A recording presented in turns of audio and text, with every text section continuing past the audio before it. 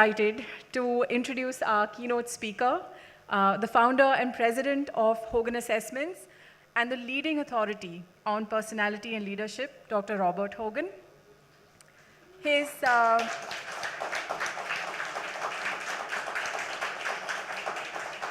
interest in leadership was first sparked when he was a naval officer with the US Navy. He then went on to do his PhD from University of California in Berkeley, and then founded the company in 1987. He has since then been the relentless voice talking about the connection between personality, leadership, and organizational performance. Who you are is how you lead is the one sentence that captures the essence of what Dr. Hogan has been advocating. So welcome, Dr. Hogan.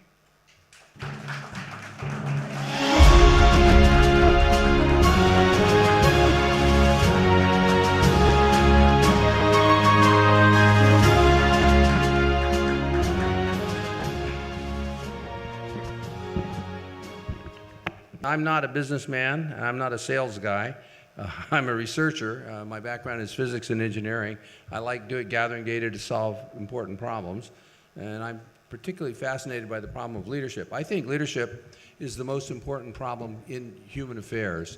When good leadership's in place, families, churches, universities, hospitals, governments, sports teams, armies succeed, and people do well. When bad leadership's in place, collective enterprises fail.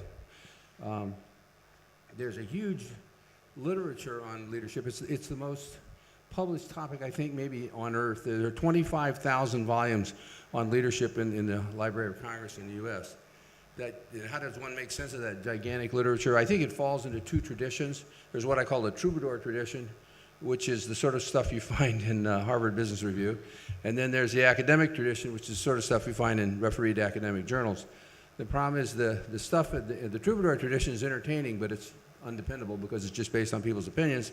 The academic tradition is boring, and it's not all that helpful because it doesn't accumulate to anything. They just make very specific empirical, it's pointillism, specific points. So, and then actually until fairly recently, the academics said leadership literally didn't exist. When I went to graduate school, I was quite interested in taking up leadership, and the conventional wisdom in the textbooks was there's no such thing as leadership. Leadership was a function of situations. If you were in a situation and things went well, you were lucky. If you were in a leadership position and things went badly, you were unlucky. I call that the shit happens theory of leadership. So I would say that we, Hogan Assessments, are the folks who made the case that leadership is real, that it exists, and that it's consequential in the sense that it has. So, for example, I'm not going to, but it's the personality of CEO accounts for more variance in firm performance than any other factor, including the industry sector in which the organization is located. So there's real data around the financial and empirical consequences of leadership. So blah, blah, blah, he said, and then the question is, how do you define leadership? Well, most people, including HR departments, define leadership in terms of the people who are at the top. But, he said, who gets to the top of large, hierarchical, bureaucratic, male-dominated organizations? The answer is politicians. The struggle inside every organization is a political rat race, and this is the reason the study of leadership hasn't converged, because the person who gets to the top is the person who survived the political process inside that particular organization. Each organization has a different culture, and what it takes to survive in the politics of the organization differs. So when you get to the top, these people are just survivors of, and you can't generalize across them. So we have a definition of leadership, and it comes from, I'm really interested in evolutionary theory and human origins. And biology, evolutionary theory tells us that competition is real, competition is unavoidable, competition is inevitable. Now, but there's competition, and this is a really important distinction. There's competition within the group for status, power, and the control of resources. There's competition between groups for sheer survival.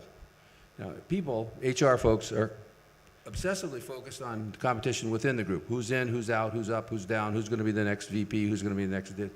But if your organization is overtaken and destroyed by a competing organization, it doesn't matter who's in, who's out, who's up, or who's down. So So everyone focuses obsessively on competition inside the groups, but the most consequential competition is between the groups. And that's why leadership's important. People are inherently selfish. They want to pursue their own ends. Leadership is about persuading them to quit it, to pull together, to unite, to work against that competing group. So leadership, in my view, so this is how we define leadership. Leadership's about building and maintaining a high-performing team, group, or organization. Leadership is about building a team, pulling a team together. Leadership is not about you getting a private jet. Leadership is about building a team that can outperform the competition. So leadership should be defined in terms of the ability to build a team, and leadership should be evaluated in terms of the performance of the team. And if you do that, if you define leadership that way, then the literature on leadership begins to converge. Let's see if this thing works. Yeah, okay. So the point of this talk is I want to talk about the relationship between leadership, charisma, narcissism, and humility. And I'm going to argue. So this is the talk right here. If you read that, we can all go home.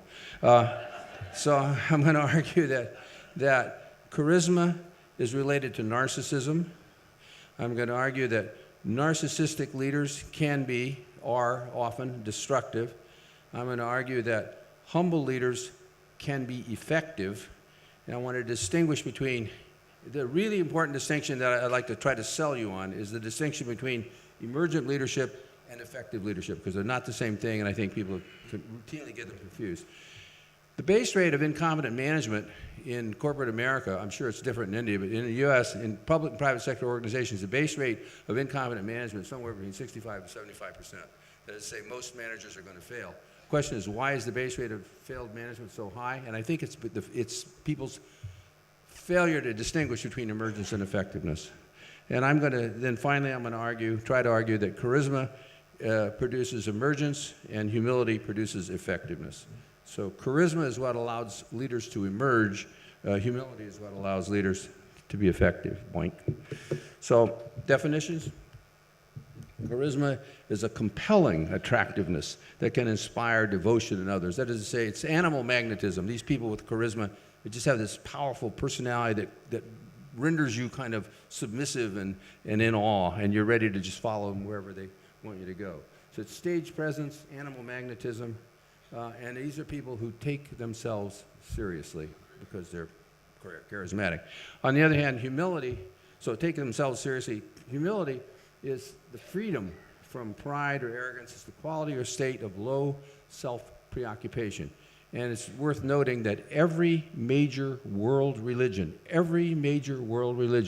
suggests that humility is an appropriate or the desired state of mind. Humility has people who are humble people have some distance on themselves. They don't take themselves seriously. They put themselves in context or in perspective. So charisma and narcissism are correlated in leadership samples. You can get measures of charisma ratings. One way to measure narcissism is just to look at the annual report, see whose picture's in it, and see how often the word "I" is used. So charisma and narcissism correlate about 0.5 in leadership samples. People who are high on charisma and high on narcissism won't accept responsibility for failure because they don't recognize failure when it happens. I knew a really narcissistic building contractor, property developer in Tulsa, whose last name, and he was real narcissist. His big silver hair and pointed shoes, cowboy boots, and so forth. His name was Never Fail. So they won't accept responsibility for failure because they never fail. It's just there was a temporary setback. It wasn't a failure. They take more credit for success than is fair. If things go well, it's because of them. If things go poorly, it's because of you. They won't listen to feedback. They can't learn from it. They're uncoachable. They're just forces of nature who are going forward. And they feel entitled to leadership positions. It's my place in life for you to trust me and put me in charge and let me run. And they ruin decisions. The data is quite clear on this. They ruin decisions through bad decision making, specifically through making reckless and foolish and ill-advised financial bets or acquisitions and mergers and financial moves that make no sense. Okay. Historically, in America, I mean from the beginning of the the economy in the 1700s until the early 1970s, CEOs of publicly traded companies were just caretakers. They were just guys who were there and expected to keep the board happy and I don't know, occupy a position.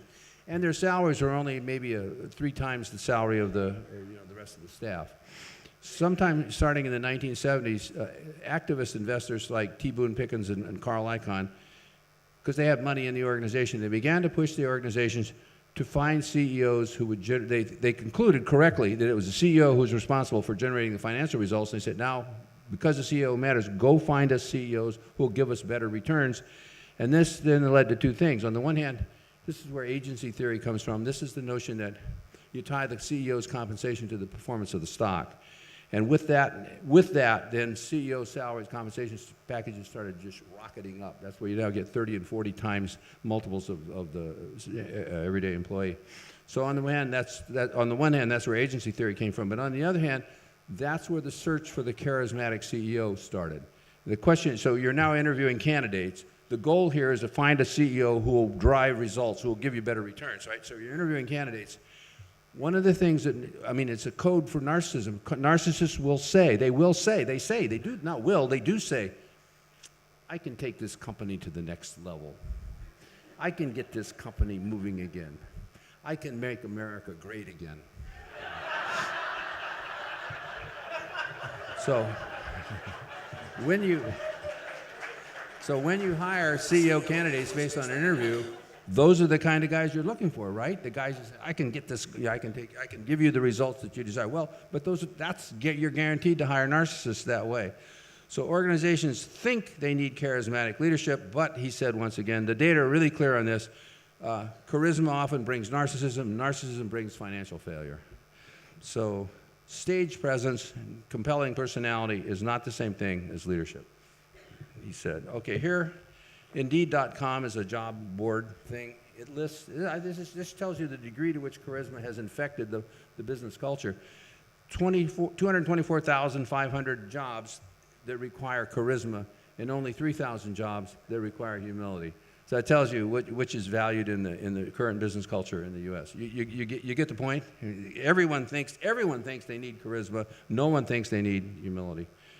Okay. So, charisma has consequences.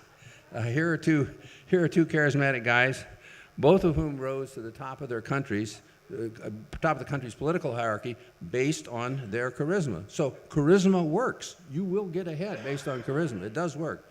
Both of these guys are self-serving narcissists. They both have limited but real success, and they had devoted followers, passionately devoted followers. So they have limits. They have some success. I mean, I think these conversations with North Korea are a useful step forward, and we weren't going to get there without that kind of behavior. But so they had real but limited success and absolutely passionately devoted followers. But both of them, in my view, created mixed legacies. Here is humility also has consequences, he said.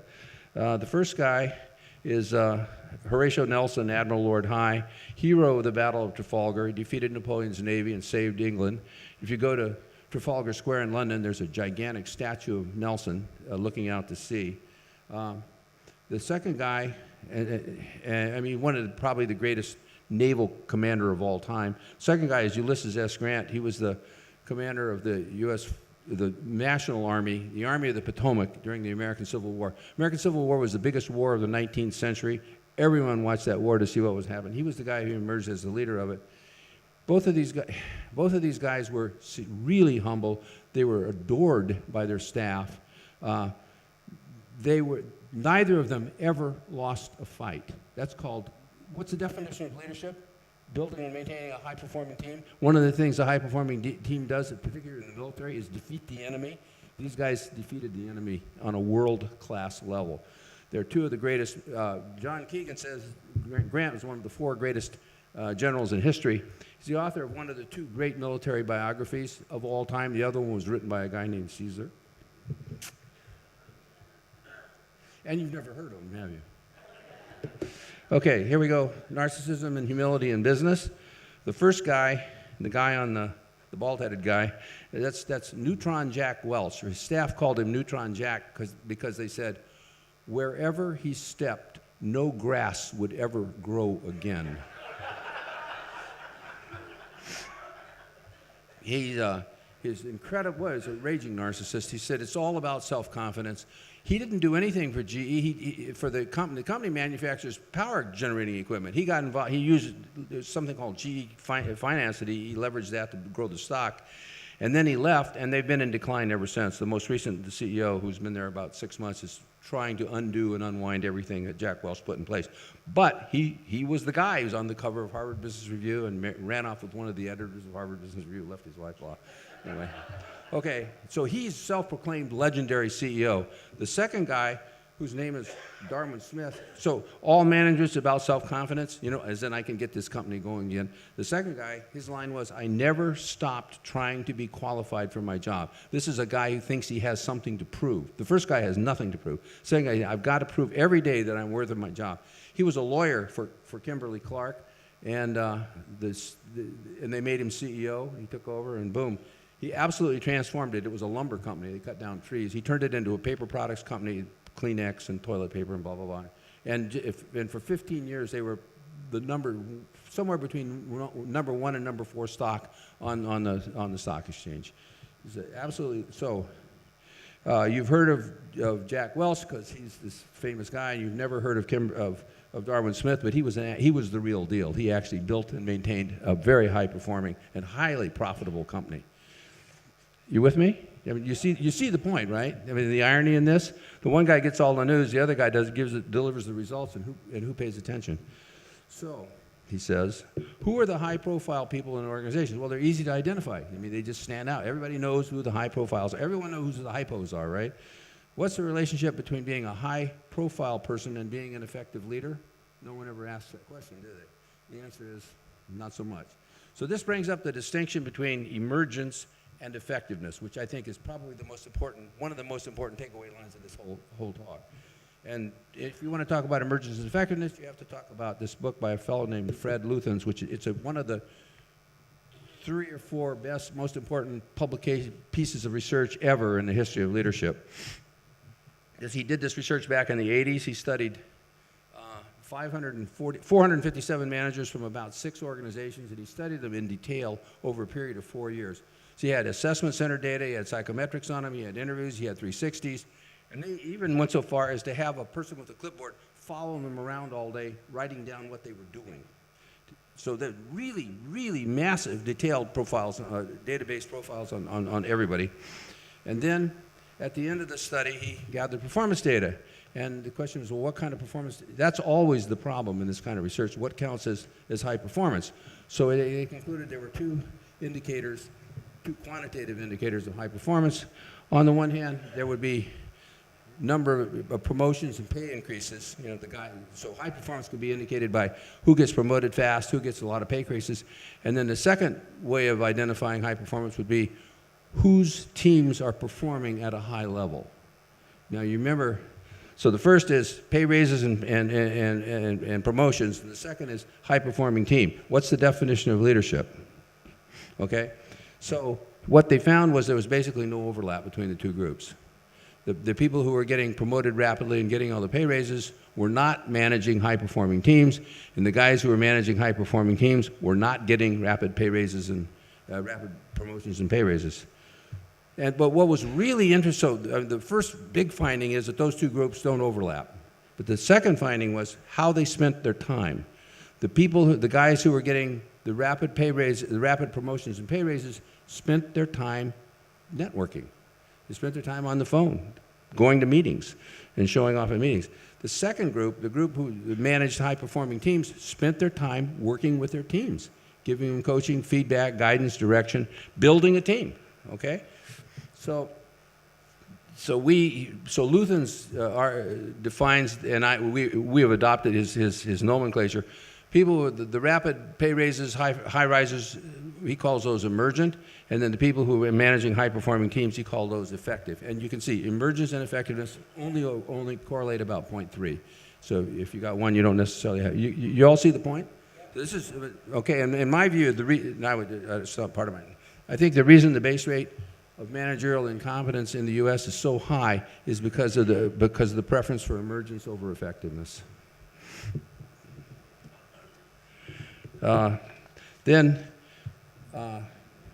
So he says, leadership research tends to focus on the top players, the C-suite members, and who may or may not be good leaders, but for sure they're effective politicians.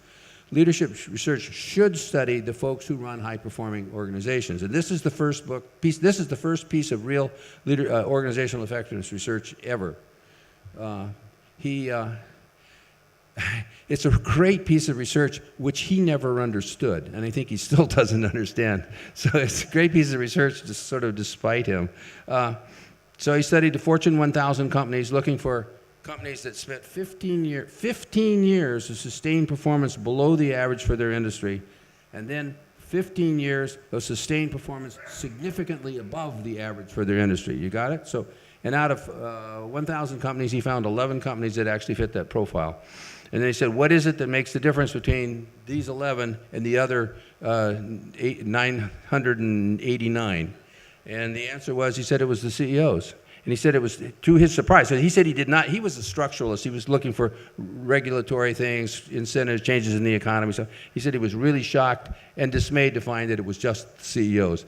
And what about the CEOs? They were all the same. They were all very similar. He said you walked in the room and you couldn't tell who the CEO was, because they were so understated, they were so laid back, they were so over themselves. So they were two things. He said, on the one hand, they were really genuinely humble, and on the other hand, they were fiercely competitive. But you had to know them to realize how intense they were. So they were not high emergent, and they were not charismatic. And this is the first piece of research for me that said, say goodbye to the myth of charismatic leadership. There's just not one of these highly successful, really successful, super successful CEOs was charismatic. They were all humble. Okay. Then this is a really interesting paper that I found recently from MIT Leadership Center that correlates precisely with Collins' book. MIT graduates, this is School of Engineering, and they typically go on and start businesses. MIT graduates have started over 30,000 businesses. Those businesses have 4.6 million employees and $1.9 million in annual revenues. The annual revenues for this MIT group of organizations are behind Russia, but ahead of India. And there is a characteristic style that goes with, I mean, they all have the same style. They behave the same way. They're problem-focused. They're trying to solve problems, and as opposed to self-promotion. They're problem-focused, technically competent. I'm going to harp on the technical competence. They understand how the business itself. They're open-minded, suggestions, new ideas, new technology, do things in a new way. Data-driven, as opposed to making stuff up. You can make decisions based on your gut instincts, or you can make decisions based on data. Guess which one works better? They're apolitical, collaborative, and they avoid the trappings of the corner office. They're humble. They're just focused on growing the business. They're not focused on promoting themselves. So there's no charisma, there's no arrogance. And exemplars of this would be Sergio Marchionne, who was a lawyer and an accountant working for Fiat, and they plucked him out of the ranks of Fiat, and he saved, Fiat was going down. It was done. It was on its way to extinction. He saved it. He brought it back. It actually did a really nice job. And then he bought Chrysler and saved Chrysler. Humble guy, just wore a sweater and jeans, slept in his plane, slept in his office, slept in a cot, didn't fly around on a private jet. Just very understated, but just problem-focused, collaborative, open-minded. Let's get just pragmatic, get the job done.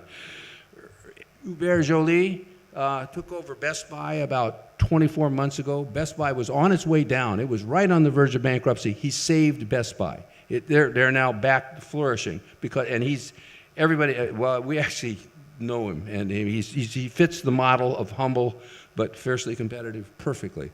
Alan Mulally was a number 2 guy at Boeing in Seattle. He got passed over for the top job. Ford Motor Company was going bankrupt. They brought in Alan Mulally. It took him a while. He saved Ford. He fixed it. He made them profitable. You can go on YouTube and dial in Alan Mullally and watch him give a talk and you can see what I mean. This guy is really competent, really knows what he's doing. He's self-confident, but he is not arrogant. He's not charismatic. He's understated. He's humble, but he's really, really, really good. And you can see how, boom, that's a prototype for what I'm talking about here. The new guy at GE, his name is Larry Culp, fits the Model 2, and I think he will fix GE. So, the characteristics of effective leadership. Humility is necessary, but it's not sufficient. There are actually, I think you need 6 things in effective leaders. This is leadership from the observer's perspective. This is leadership from the subordinate's perspective. This is leadership from the outside. The absolutely first thing you need, Collins doesn't understand this, first thing that leaders need is leadership from the subordinate's perspective. Leadership is about building engagement, right? It's about building a team. So it's what do the consumers of leadership see? The first thing you need is integrity. You have to be honest, you don't lie, keep your word, don't play favorites, don't self-deal, don't take advantage of your position and a rating of how much, or unit performance, how well is the unit performing? Ratings of the degree to which the staff trust their leader is a proxy for business unit performance. If you can't actually get numbers for the business unit, you can just get the staff to rate how much they trust their boss, and that'll predict the performance of the. So first, trust. Integrity breeds trust. Trust is absolutely without. And if they think you're a liar, if they think you're a self-dealer, you're done. You'll never, ever, ever recover. They're watching you constantly to see if you can be trusted. And if they think you can't, if they see any signs of favoritism or self-dealing, you're just done. The second thing people want to see in leaders is, do they know what they're talking about? Do they have any experience in the business? And it's with what's called the cult of the MBA, there's this theory that there's a body of formal knowledge that transfers across organizations, and because you have that formal knowledge structures, you don't need to know what's going on at the shop floor. And the data are really clear on this. Effective leaders know what's actually. If you're in charge, you have to be giving feedback all day. People are coming to you all day long saying, how can we handle, you have to be solving problems for the staff all day long. If you don't understand the business, you can't solve problems for the staff, right? So can you be trusted? Do you know what you're talking about? And the third thing is judgment. Do you make good decisions? Well, how important is, I guess my example of this would be the Vietnam War, and something like 6,000 American junior officers were killed by their own troops because the troops thought the officers were going to get them killed because the officers had bad judgment. Subordinates need to know that you make good decisions. They need to know that, and if they think you're making, if you have no sense, then you're just done. And then the fourth thing that good leaders provide is a sense of vision, a sense of what the future is going to look like. This is what we're trying to do. This is why what we're doing matters. So integrity, confidence, judgment, and vision. Then you need humility, and then you need this fierce competitive drive to win. And that's it. That's pretty much all there is to leadership. Other than that, it's not much. Okay, so how do we define charisma? So we have an inventory called a Hogan Development Survey. Actually, it's HDS. It actually it's really Hogan Dark Side, but we call it Hogan Development Survey. It's 11 dimensions that are known to be associated with managerial failure. These are the 11 reasons that managers fail in the United States, not in India, of course. There's a set of 4 scales that we call the charisma cluster. People with high scores on these 4 scales are always described as charismatic. Those scales are bold, mischievous, colorful, and imaginative. Is this working okay? Pardon me? It's fading in and out. Well, I'm trying to position myself in the middle, and I think that's what causes it to fade in and out. Yeah, I think it's better to pick a side, too, especially in politics. So bold is the bold scale. That's narcissism. People with high scores on bold are impressive. They stand out. They have a powerful immediate presence, but they're poised. They're domineering. But they're arrogant and they're entitled. And that would be Donald Trump would be the poster boy for high bold. Mischievous. People with high scores on mischievous are genuinely charming. They're really fun. They're highly seductive. My former wife used to say, She had a one-item test for psychopaths. That was this, Mr. If she wanted to run off with them, she knew she was dealing with a psychopath. I mean, they really are charming. And an example of this would be Jeff Skilling, the disgraced and imprisoned former CEO of Enron. Colorful. These are people who light up the room with their presence. They just take over the room. They sail in, and all eyes are on them. And they work hard to get all eyes focused on them. And so they're smart, interesting, self-dramatizing. That would be Bill Clinton, who's really good at getting people to look at him. And then the last element of the charisma cluster is called imaginative. This is the creative, innovative, highly strategic, visionary view of the future. I have charisma. I have a vision, and this would be, I think, the poster boy for this would be Elon Musk, the CEO of Tesla, who's I think going down in flames even as we speak. So here's a really interesting piece of data that was just published by some of our friends. The y-axis is self-ratings for overall effectiveness. How well do you think you're doing your job? And then the x-axis is charisma, scores on the HDS charisma cluster. The solid line is self-ratings, and the dotted line is staff ratings. And what you see is that for self-ratings, there's a steady linear relationship between charisma and ratings of effectiveness. So the higher your score on charisma, the more effective you think you're going to be in a straight linear relationship. Whereas the dotted lines show that staff ratings, if you're low on charisma, the staff will think you're ineffective. If you're sort of moderately up on charisma, they'll think you're effective. And then if you're high on charisma, they think you're a loser. And so there's a really interesting distinction between self-perceptions of effectiveness and staff perception. And what matters is the staff perceptions of effectiveness, because they're the ones that have to, right? You all with me, right? Okay. So, he said, what do? Humble individuals, there's a characteristic behavioral signature. Humble individuals will acknowledge their mistakes and limitations as that was a mistake, I shouldn't have done this. I'm not very good at that. Maybe you need to help me. They spotlight other people's contributions. George Bush Sr., who was a genuinely good man and really humble, would go to meetings and say, here's my expert on this, here's my expert on that. And he never, ever presented himself as the man who had the answers. He always said, these are my guys who know what's going on. They listen to and learn from other people. They can take advice. They make fun of themselves. George Bush Sr. made fun of himself all the time. He was a genuinely good man. Have you ever heard Donald Trump make fun of himself? Have you ever heard him acknowledge a mistake? That's kind of, being able to make fun of yourself tells you got yourself in perspective. And people who can't do that, they don't feel entitled. What does that mean? They feel they have something to prove. They have to show you that they're going to be good at their job, as opposed to, you just have to trust me, I got this. And they have egalitarian values. That is, and we all know what that means, right? Okay. What do? What do humble leaders do? They focus on the team performance of the team, not on their own success. They focus on the team's performance. They channel their ambition into the performance of the organization as opposed to their own personal gain or success. If the team wins, everybody wins. If you win, who knows? What's good for the team is always good for the individuals on the team. What's good for the individuals on the team may or may not be, and that's specifically the leader, may or not be good for the whole group. It's a problem of free riders. Free riders are people who participate in a group but don't contribute to it. And that's what you get with narcissists. They foster a culture of development by encouraging learning and personal. They encourage their staff to get better. They do things for them. And they build a culture of openness, trust, recognition, and so forth. So we are a research organization. We started as a research organization, and that's the core of our business still. And we've been, for about the last 6 months, have been studying humility. We have a pretty good index or inventory, a little inventory of humility. And it predicts job performance. It predicts organizational citizenship. It negatively predicts counteractive. These are the things it predicts.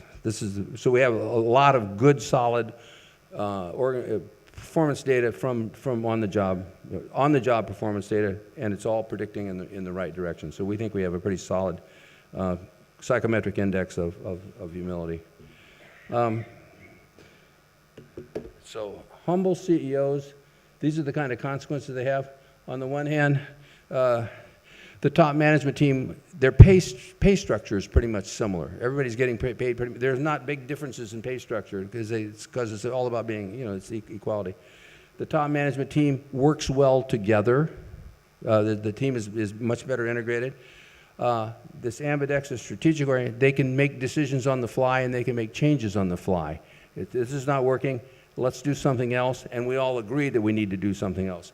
And you see this, in really good sports teams. The really, really excellent coaches will make this, play the first half and say, that isn't working, we need to, or even faster, and they make changes. So that's the strategic, being dexterous or flexible about your strategy.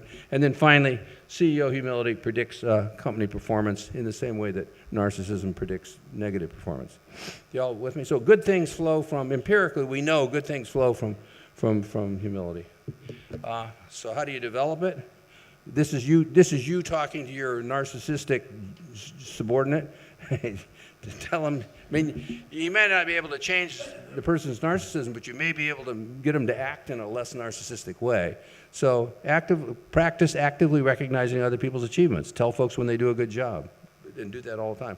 Actively work to understand what you're not good at, understand what you need to delegate to other people. Acknowledge your mistakes. The staff know when you make a mistake. You need to say it. I think the first sign of arrogance is unwillingness to admit you made a mistake. Ask for, listen to feedback. Understand that your way is not the only way. Work to earn the respect of your colleagues. Don't assume that they owe it to you. And then, and I love this, monitor your own self-promoting behaviors. Understand when you're self-promoting and dial it back. So, final thoughts. Charismatic leaders are about themselves and their own careers. What kind of an audience did I have? How many people showed up for my talk? What were my favorability ratings? How many people are following me on Twitter? Humble leaders, thank you. Humble leaders focus on the team and the organization. This great analogy, Peter Drucker really was, it's kind of a genius. It's his mirror and window analogy. If things go badly, look in the mirror. If things go well, look at your staff. I just love that.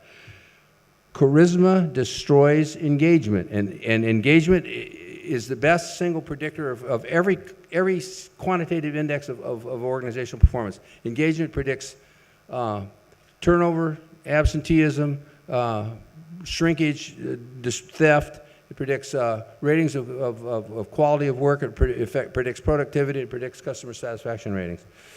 Charisma destroys engagement. Humility creates engagement. Organizations that value charisma tend to overlook their most effective leaders, which is in my view, that's what accounts for a staggeringly high base rate of incompetent management in America. And the next generation of effective leaders in your organization might be hiding in plain sight, working with their teams rather than showing off at a meeting. And so what are we going to do now? Est-ce que vous avez des questions? Sie haben Sie Fragen zu stellen? ¿Tienen preguntas para mí? Well, so the question is, how do you discover rough diamonds? Well, how do you identify talent of any kind? You have to use assessments.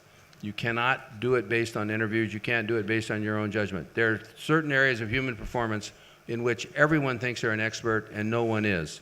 Everyone in this room thinks that he or she has a great sense of humor, and it's just not true. only a small number of you have a great sense. Everyone in this room thinks they have a great sense of style. No, some people in here dress well, and most people don't.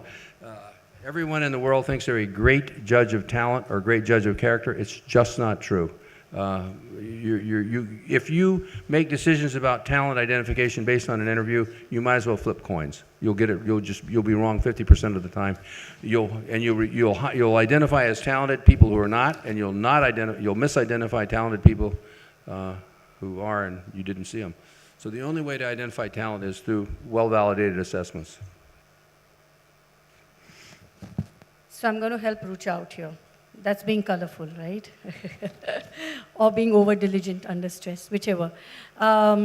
We've got a ton of questions. We have only 10 minutes. We're going to try and sift through this to see if there is any similarity, but we'll get the questions rolling.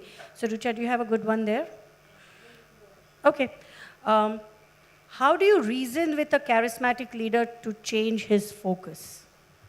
How do you get a charismatic leader to change his focus? Fire him.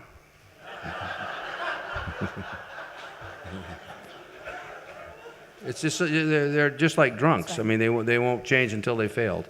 So you have to fire. Okay. Is self-criticism a trait of humility? I'm sorry, I couldn't. Is self-criticism a trait of humility? Yes, absolutely. Humble people are able to admit their shortcomings. They actually are aware of them and they're trying to overcome them. Narcissists have no shortcomings, so there's no need to overcome anything. Here's an interesting question. It's about behavioral change, right? So once again, people are asking the questions, and maybe it's aspirational or desired or whatever. People are not their scales. So are there leaders high in charisma scale who have changed it or toned it down? I think, well, right this second, I can't think of any examples, but they will only change it when they see they've actually failed. I mean, they have to fail before there'll be any change at all. Until they fail, they'll just keep on because, and they have to be realized that they've failed, and it's palpably evident and unavoidable, and then there'll be some change. Yeah, which actually is exactly the next question that was there, which is, do people really change, and under what circumstances would people change? Okay, so this is the question we get all the time, and there's sort of three answers. The first answer is, I love this. How many psychologists does it take to change a light bulb? The answer is one, but the bulb has to really want to change. Okay? And then the second one is, do people change over time? And the answer is absolutely. Over time, people become progressively more like themselves. That's an old Irish proverb. I think it's very funny. And the third is that scores on personality inventories, scores on well-constructed personality inventories don't change. They change very little. People can't change their behavior, personalities, but they can change their behavior. And if you change your behavior, then over time, people will begin to see you differently and respect you more and be more willing to, But so scores on the test will stay pretty stable, but stop interrupting. Stop showing up to work drunk. Stop, just tell. We talk about stop doing, start doing, and keep doing, and that's what can change. You can change behavior. But once more time, it has to be. It's like the light bulb. They have to really want to change. They have to perceive that they're failing, or that their careers are going to be foreshortened unless they make some appropriate changes. Artie, you're going to probably like this one. It says, because it goes back to your Twitter handle and how many followers, right? In the era of TV, social media, can we really have humble leaders? Isn't the charismatic leader type here to stay? Isn't the charismatic leader here to stay? Oh yeah, it's unavoidable. I think it's basically HR processes that just inevitably end up flagging these guys, and then paying the consequences. Paying the results. The problem is that really effective people don't stand out, and you have to go find them. And the way you find them is to ask their staff. You can't ask their boss. Bosses typically don't know who's doing a good job. Bosses typically know whom they like, and they like the emergent guys because they're sucking up to them. But they need to go ask. The search has to be for the effective guys. Here's a follow-on question, not so much about change, but going back to charisma and humility. Is there like a balancing point? Well, I have to insist or stipulate that humility by itself is not enough. People who are high on humility and low on ambition just come across as weak. And they just get run over. It's got to be a combination of humility and drive, humility and passion, and that's where the real productivity comes from. Here's another question, which is, given the fact that we've just said it's social media, it's all about charisma, it's all about visibility, when more and more leaders are charisma-oriented, how can an organization focus on humility? Maybe it goes back to something you were saying earlier. Well, I think the conversation in the research literature, the conversation about humility is only a couple years old, and so far it's just been confined to academic journals. But the data are quite clear on this, that humility plus ambition predicts to success as a leader, and narcissism predicts the failure as a leader. So I think it's just the meetings, getting the word out, talking about it. I think it's a marketing. Everything, it turns out that science Prominence in science depends as much on marketing as prominence in toothpaste. You have to, you just marketing. So, but it's a brand new idea, and it's, you know, it's not a current. It's everyone's looking for charismatic leaders. No one's looking for. I mean, we're sending up a signal that folks have got the wrong focus. So here's the next question. Would low adjustment leaders therefore be more humble? Low adjustment. No, I don't think so. I think adjustment is, there's this cluster of positive. No, low adjustment leaders, I mean, narcissism goes very often with actually secretly low adjustment. I mean, so, I mean, it's the empty, we called it the empty shell or the empty suit. You know, they're overtly bravado and covertly terrified. So, no, adjustment's important. High adjustment leads to it has to do with sales versus management. People with low adjustment have something to prove, and they do really well in sales. But you need higher scores on adjustment because adjustment goes with being erratic. I mean, low scores on adjustment go with being moody and up and down. And staff want to see a stable, calm person coming to work every day. And sales guys, who cares? They're just out there tearing around anyway. Two more questions. So. Second last one is thinking about emergence and effectiveness. Even though we looked at it as a 2x2 grid and you talked about Luthen study and the 10% overlap between emergence and effectiveness, should we be looking at them as a continuum though, or is it sort of binary? Well, I mean, there's a 10% overlap, which means that, you know, that 10% of them are both emergent and effectiveness, and those are going to be super winners. Those are going to be Hall of Fame players. So yeah, the answer is yeah. I mean, it'll be everything's a normal distribution. So we'd like to believe, right? All right, and the final question, if you would like to answer this, it's a choice. You're known as the greatest living psychologist in the world. I'm interested in your own personal Hogan journey. What HPIs helped you? What HDSs have you managed? And what were your MVPIs in this journey? Well,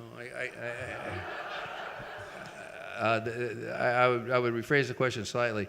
You know, my background is in engineering, and I thought psychological testing was silly. I mean, I had no regard for it whatsoever. So I started graduate school where I had to take the whole battery of the precursors of this, the California CPI, the MMPI, the Strong, which is just the same thing as HPI, HDS. So I took this. I had never taken a personality test in my life, and so I got back my results. They actually, so it would be on the CPI. There's a scale called socialization. It's similar to the prudence scale on the HPI. Socialization scale predicts at the high end being, you know, a good corporate citizen, and at the low end it predicts being in prison. And my score on socialization was lower than the score for the average inmate at a federal penitentiary. And that then predicts to all sorts of antisocial behavior, including fighting and so forth.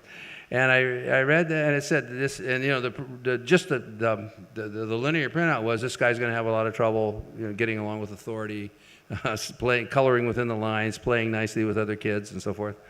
And my ex-wife said, yeah, that's true. So I took that to task. I mean, I said, I just thought it was natural that if somebody was really rude and offensive, I should hit them. So I haven't hit anybody in years. And my career got significantly better when I took the results of that into account and said, okay, I see why all this fractious behavior has not been very productive. But it felt like me, and I was proud of it. So yeah, so taking the CPI changed my life. I dialed back my antisocial tendencies on the spot. That's the answer to the question, isn't it? Yeah, sure. My pleasure. Well, thank you for your attention. You're a great audience.